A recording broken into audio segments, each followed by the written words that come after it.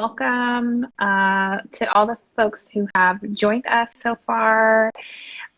We are talking about mindfulness and what that means for you as an individual and how you move through your life, thinking about the ways that you think about how mindfulness shows up in your life. So, Simone, if you can introduce yourself and then just share a little bit about your brand and what mindfulness means to you. Yeah, absolutely. Hey everybody, it's awesome to be here with you, and thank you so much again for inviting me. I'm Simone, and I am the founder of Anansi Creative Studio and the curator of the Reimagine Project. And these kind of platforms are really created just to celebrate Black creatives and thinking about the stories that we hold inside of us and what this can mean for our future. And so the Reimagine platform celebrates and highlights different Black creatives who create different things. So that can be visual art, it could be spoken word, written pieces, and things like that. And so we've been having a really good time having some amazing conversations with Black creatives for the past few months. And then I'm also using the business to try and support youth of color as they are getting into the arts world and thinking about how they can utilize the arts to further their education. I think that mindfulness comes into play with all of that and just thinking about who we are as people, and thinking about how we can celebrate ourselves, but also our ancestry, the ways in which we connect to one another. I think collectivism is a really big thing as I think about my brand, and the ways that I am trying to cultivate meaningful relationships, whether that be for myself or for other people. And so mindfulness, I think for me, it looks different for everyone, right? There's no one size fits all template, and I think we all know that. But I feel like in today's day and age, it's so easy to get wrapped up in this is what you're supposed to be doing, right? To be mindful, and this is what the template is, and that can be so destructive. And I think Yeah. it's really having to find it for yourself. What does it mean for you? And so for me personally, and you can see I'm surrounded by my plants. A lot of my mindfulness practices comes from stillness and connecting to nature, and storytelling. And Yeah. so what that looks like is being able to grow with my plants, right? And I know a lot of people, especially in pandemic world, became new plant parents, and I love Yeah. it. It's great. Love it. Yeah. I love it. It's great, but I'm hopeful that um, folks don't take it for granted. And what I mean by that is not seeing the little details that matter so much in Yeah. terms of seeing plants grow because they're living, breathing things, right?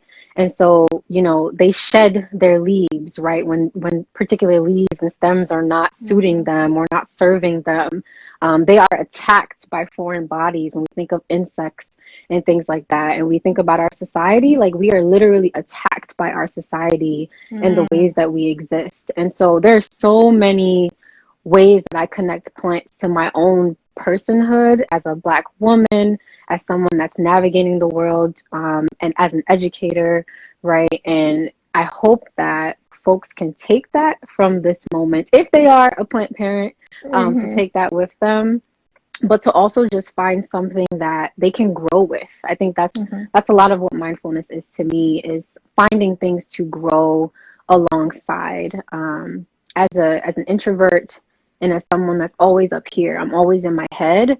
Mindfulness allows me to connect with others, connect with other things, connect with other people, and find those meaningful relationships. And that might not be the same for everyone, right? For someone who's super Yeah. extroverted, they might need mindfulness to center themselves, right? But as an introverted person, I need it to connect outward. And so that Yeah. individualized approach, I think, is really important.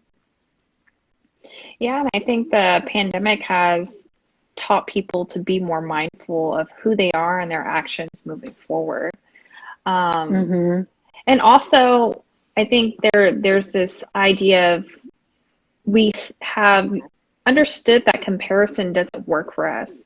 And I do a lot of purpose work, which we all compare our, our lives to one another. But this idea Yeah. of being mindful, knowing that your craft and your life, your purpose is not defined by someone else. So Right.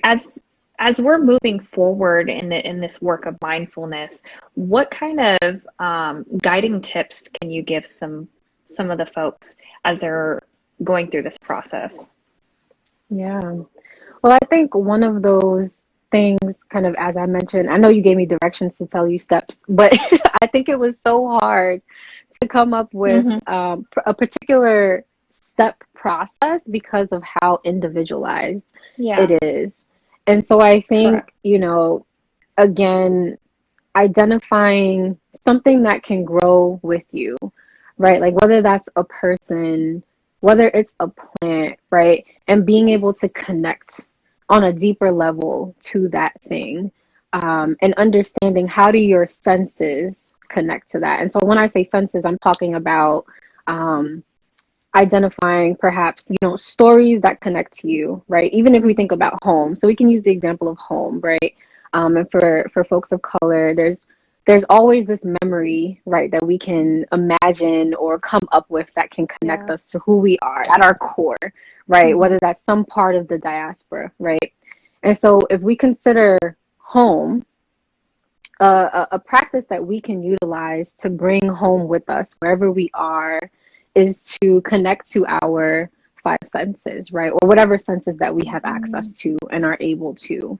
And so that's thinking about how do you make room to pause and smell things that allow you to connect to your culture, to connect to who you are, right? Like, as I think about hair, right, in relation to the Black community and Black womanhood in particular, Hmm. and the identities in relation to braiding, right, and what that Mm. feels like, right, what that feels like, what the hair texture feels like, right?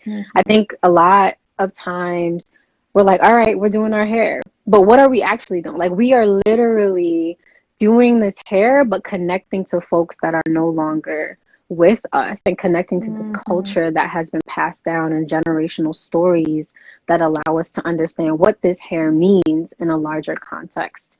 And so I think that that's a practice that everyone can do in their own way, whether Hmm. it's something that they're eating or they're doing their hair or, whatever it might be, is to identify how do you connect to that thing on a deeper level? How do you use your senses that you have to take a moment and just pause and connect that to your core, Hmm. right? As opposed to just doing it or just listening. How are we listening intently? The sounds, the smells, the fragrances, all of those different Hmm. things. I think taking a moment to pause wherever that is, whenever that is a step in the right direction. And if we can do that a little bit every day, that then becomes the practice for Yeah. us to listen more intently, to smell more intently, right? To feel more intently. And we automatically become more mindful in our daily practice. Yeah. So I'm thinking about when you're talking about home, this idea of smells, like even when you're not home, if you get a scent of something that Yes, reminds you of home, it brings you right back to like maybe your absolutely. childhood or like people that are no longer here to you. Have you Hmm. experienced that? Absolutely. I think of that all the time. Um, I think living in a Jamaican household and a family that is unapologetically Caribbean and West Indian, there are so many moments that allow me to like transport, literally physically transport myself without having to get to the island, but I am transported to that place Mm, because of a fragrance, right? Of something that my mother might be making, or something that's said. There's a lot of phrases. And I think language is so important with that. We don't think about language when it comes to mindfulness, but even the language that we use allows us mhm, to connect to deeper pieces of who we are. And so particularly for folks who I've lost over the years, there are things that are said that bring me right back to a conversation with them, right? Or a way that someone says something in relation to the dialect that we speak in. And I'll remember that person, and I'm brought back to conversations with that person, or, living and breathing with that person in a moment.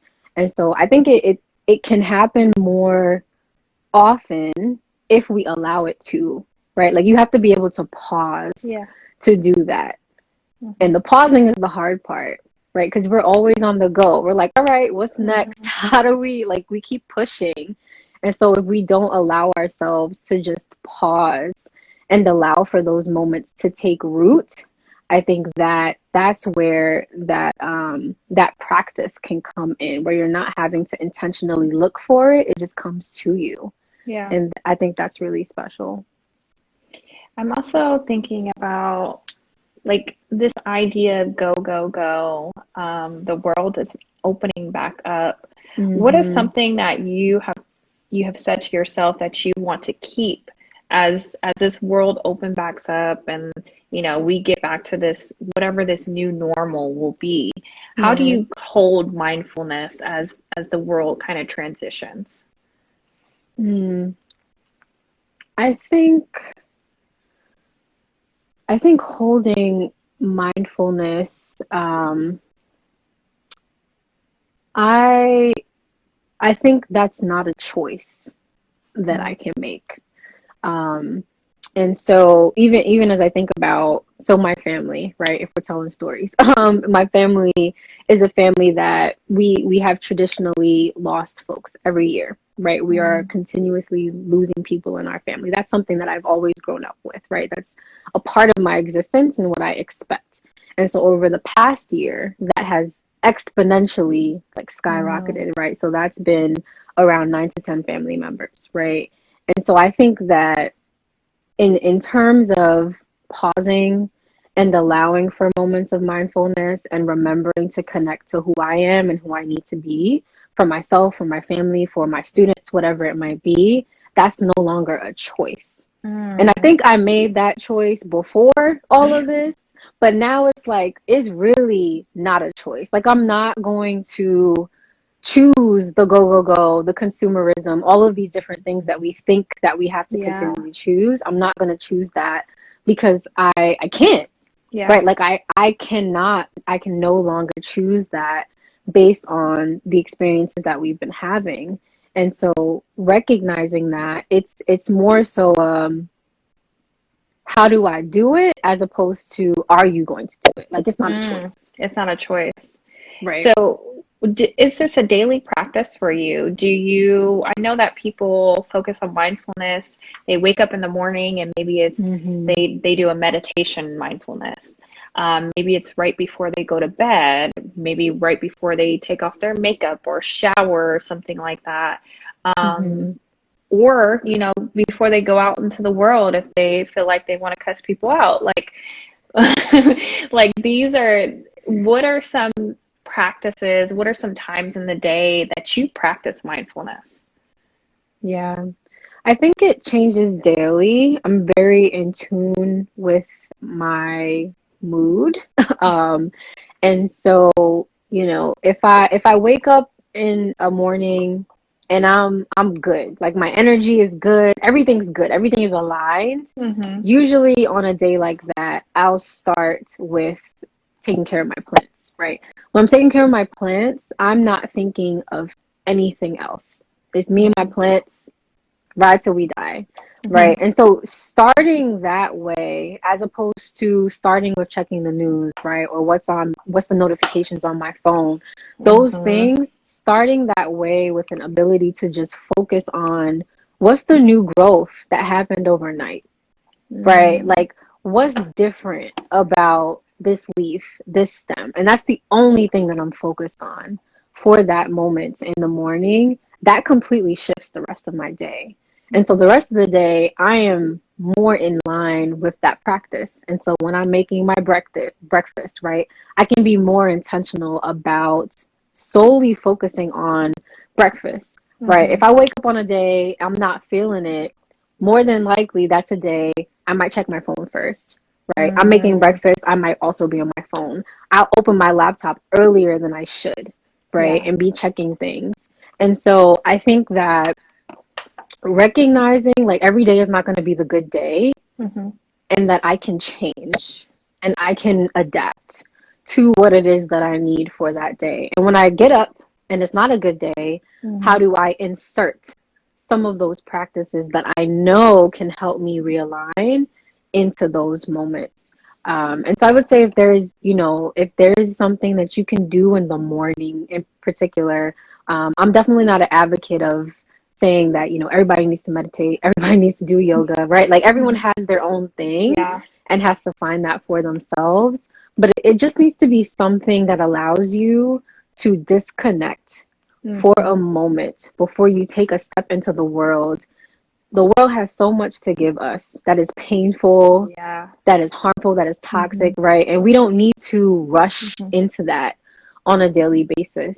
And so if we can take a moment to just have something, it doesn't have to be plants, right? But it's something, and use those five senses like I was talking about, right? The smelling, the touching, right? Hearing, whatever it might be, to disconnect and allow ourselves to just be with that thing, to build an intimate relation with that thing or that person, then that allows you to then, the rest of your day kind of flows because you Yeah. started it that way. And so the rest of your activities and moments that you have are more aligned, and you're being more intentional about the way that you're spending your time. Yeah. For folks that just come in, we're talking about mindfulness.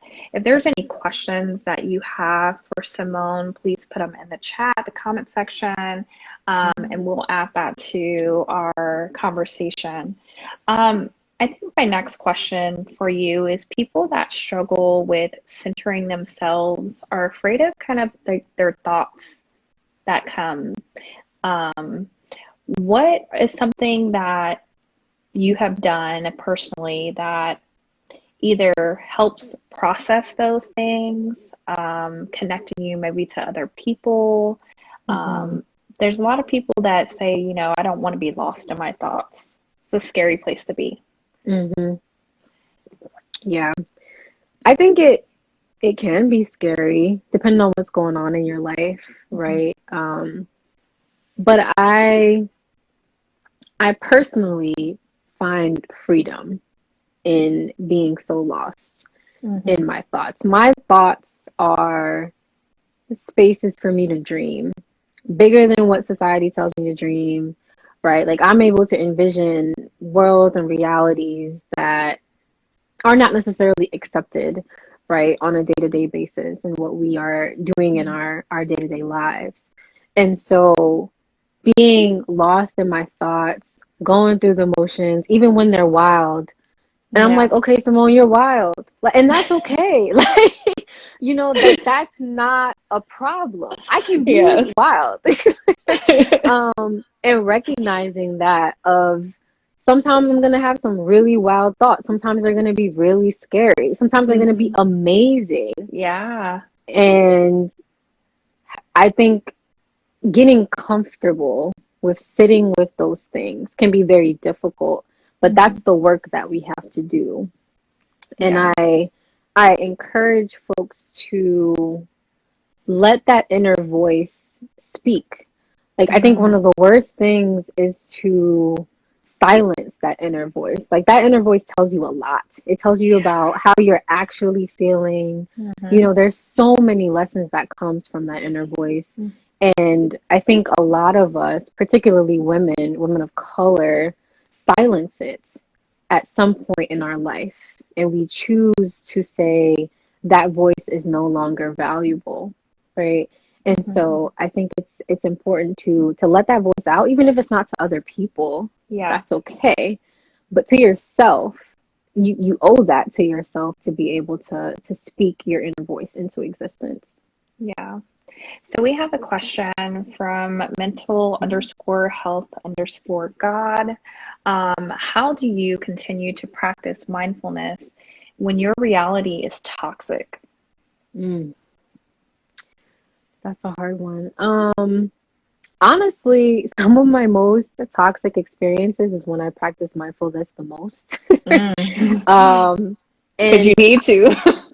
to be honest, it's an escape mechanism. I don't know if it's healthy. I'm not gonna say it's healthy. I'm not like I'm not the therapist, but I utilize it to be able to come out of toxic situations as a whole me, right? So to preserve my energy, preserve what I think is necessary for me to walk out of a toxic situation as someone that can move forward, right? And so Mhm. those situations might be harmful, and they hurt, and they can be dangerous, right? But if I allow myself to disconnect a little bit, right, and practice those things of, I even when I think about work environments, right, that can be Mm. really toxic. I use Yes. mindfulness practices all the time, all the time, to ensure that I stay whole and I Mhm. preserve who I am at my core, Mhm. right? And so and that looks different, right? That's not the wake up routine. That's figuring out the breathing exercises, right? Like that's figuring out the things that are going to allow me to keep my heart rate at, those are more physiological things that I can do that are mindful to ensure that I am still able to do my job well, right? Because Yeah. I have to.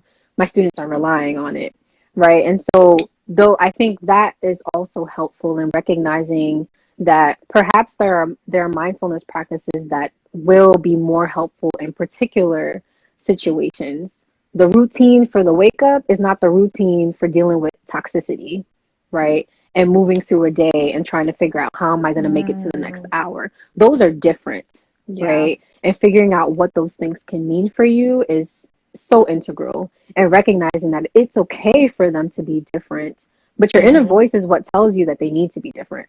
Yeah. So if you don't listen to it, then you're not going to get that. Yeah. And your inner voice will tell you like how to remove yourself from situations that are not healthy for you. Absolutely. Um, Absolutely. there was another question in the chat. Did you see it? It kind of scrolled up. Let me see.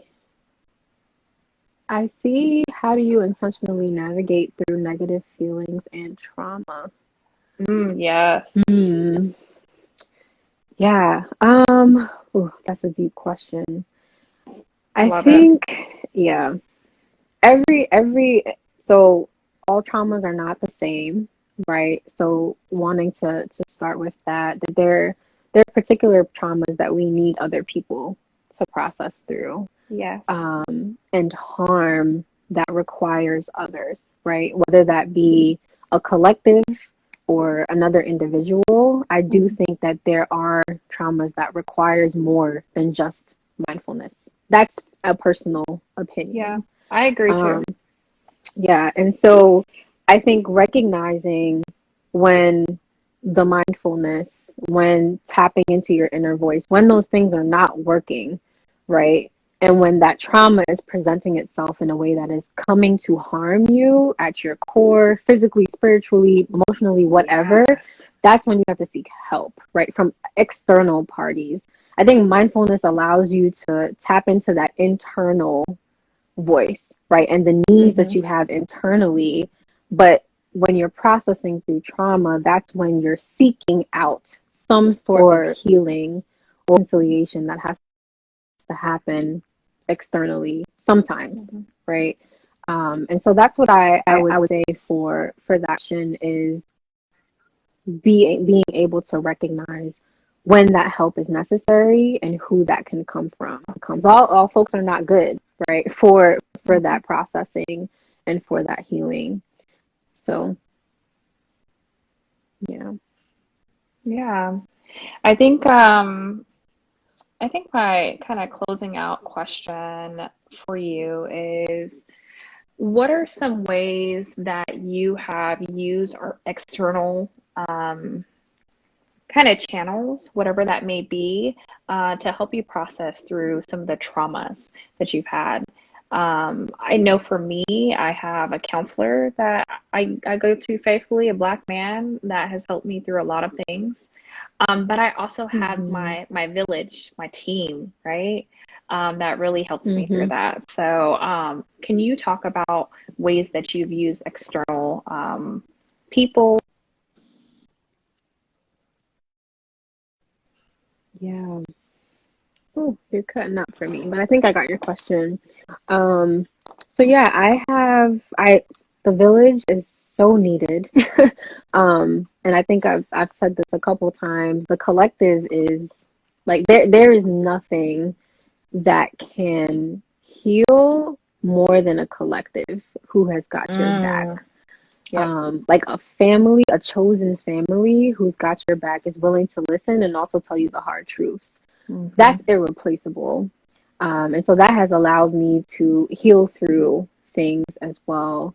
I don't currently have a therapist. I'll be moving into a new job soon. And so I'm hoping to get someone who is local so I can build a long term relationship. And that was really important to me.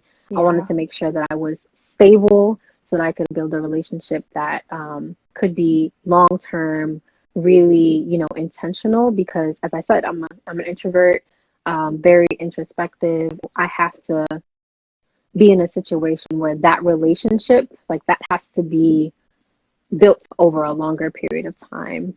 Hmm. And so I have to curate that for myself because I know that's what I need. Um, Other ways, I also think that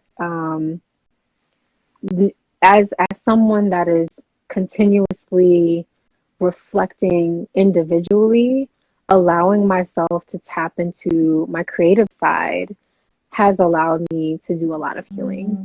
And that's really where Anansi Creative Studio and Reimagine came from, was through that creative side, right? And recognizing that I didn't have to silence that, right? Like that was an inner voice that I was silencing for so many years of my life. And so Hmm. even through that process of figuring out what does that even mean, right? Being creative, figuring that out, talking to people and understanding the stories that were underlying within those conversations that I was having, particularly with Black creatives, allowed me then to figure out, okay, what Hmm. does that mean in context of who I am and all of the things that I've gone through, Yes. right? And so Hmm. art in particular, and again, it's all types of art. It's the visual things, it's the written things, it's the art in the food, like all of those things allow you to process beyond just words and having a Yeah. conversation, right? Like those take you somewhere different and allow you to have a different starting point in relation to processing and healing. And so Hmm. not everybody loves artistic things, but I do think if it's something that is of interest, that Hmm. potentially it could be a way to start exploring healing is through artistic practices and thinking about, folks who are local, right, who are creating things that speak to you. You don't know why, but something about it Hmm. calls you to it. And there's a story there. Like there's a story that is connecting you to that artistic piece, that artistic practice, and to process through that can be very, very healing. And so even to call myself creative now, I Hmm. could never do that in the past, right? In terms of these notions of Hmm. what it means to be creative. Yeah. And so now I'm able to sit with that and claim that title, but also recognize that there are so many stories out there that I have learned from, that I have healed from, Hmm. because I allowed myself to tap into that world that I dismissed for a really long time. Yes. Well, thank you so much. This has been a Yeah. wonderful conversation. For all the folks, I will tag Simone's tag in here when I post the video, and you can rewatch it. If you did not get the first half, you can rewatch it on our Instagram. I want to thank you so much for your time, and I wish you well, and I love Mm. you, and I'm sending you all the joy your way. Thank you, thank you, thank you. Thank you everyone for watching, and thank you again for inviting me. This was so beautiful. Thank you.